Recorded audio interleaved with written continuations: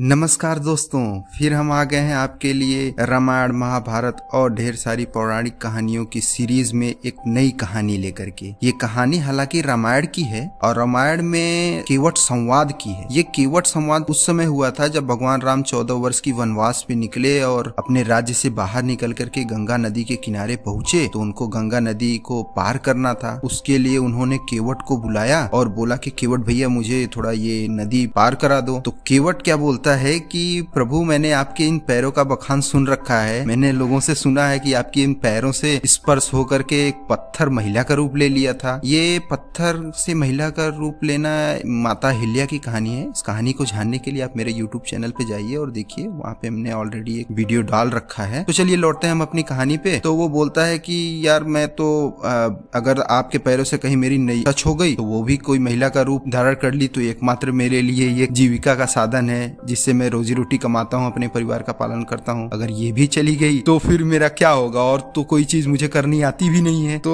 फिर भगवान बोले यार फिर क्या किया जाए। तो बोला प्रभु मेरे पास एक रास्ता है। तो बोले क्या रास्ता है। कहे मैं लाता हूँ, पहले मैं आपका पाँव धुलता हूँ। अगर मैं जिस बर्तन से धुल रहा हूँ पाँव आपका, अगर उसको कुछ नहीं हुआ तो फिर मैं आपको नाव में बैठा लूंगा। तो प्रभु भी बहुत मुस्कुराया कि देखो कितना चालाक आदमी है, मेरा पैर धुलने के लिए कैसी कैसी तरकीब निकाल रहा है। तो बोले भगवान फिर भी उसकी भक्ति पे प्रसन्न हुए। तो बोले ठीक है लाओ तुम मेरे पैर धुल लो। तो वो गया भी और वो लेकर के आया। उस वो लोगों के पास एक कठौती करके होता था जिसमें वो लोग पानी रखते थे। अब कठौती कुछ नहीं, एक छोटा सा जो पात्र या बर्तन ही है, पुराने समय में लोग यूज करते थे। काठ मतलब कि लकड़ी का होता था।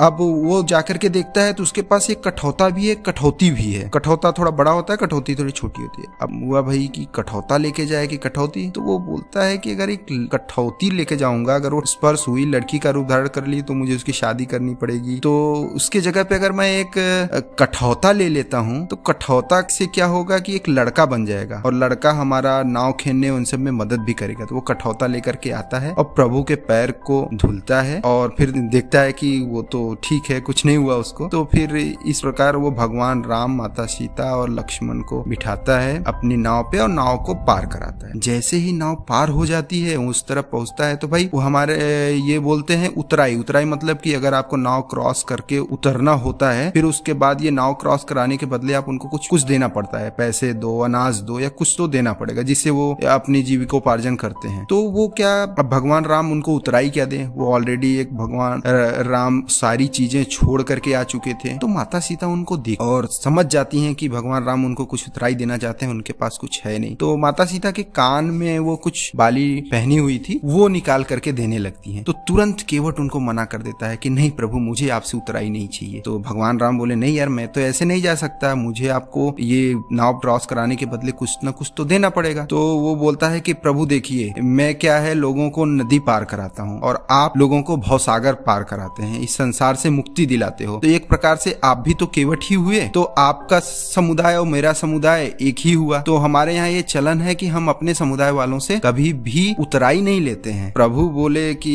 ऐसा यार कैसे। तो वो बोला कि नहीं प्रभु, मुझे आपसे उतराई नहीं चाहिए, लेकिन हाँ, जब भी मैं आपके नदी के किनारे आऊंगा या मेरी मृत्यु होगी, जब मैं वहां पे पहुंचूंगा तो आप मुझे उस भवसागर से पार करा देना, उसके बदले में मेरी उतराई नहीं लगे। तो इस तरीके से केवट जी ने उनके चरण को भी धुल लिया। उसके बाद भवसागर से मुक्ति का मार्ग भी अपना प्रशस्त कर लिया। धन्यवाद दोस्तों।